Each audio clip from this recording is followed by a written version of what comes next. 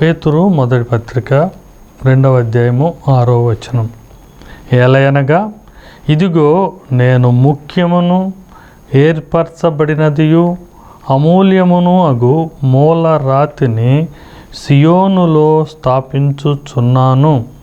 ఆయన యందు విశ్వసించువారు ఏమాత్రము సిగ్గుపడడు.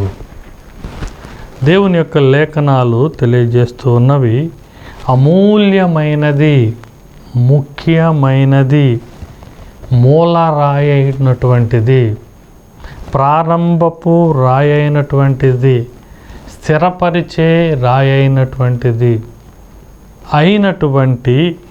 మూల రాయి అమూల్యమైనది. అది సియోనులో స్థాపించబడుతున్నదంట. ఆ సియోనులో స్థాపించబడినటువంటి మూల రాయిని విశ్వసించే మనలాంటి దేవుని బిడ్డలు ఇక సిగ్గుపడరు, వారు కదల్చబడరు. దేవుని యొక్క వాగ్దానం అన్నమాట.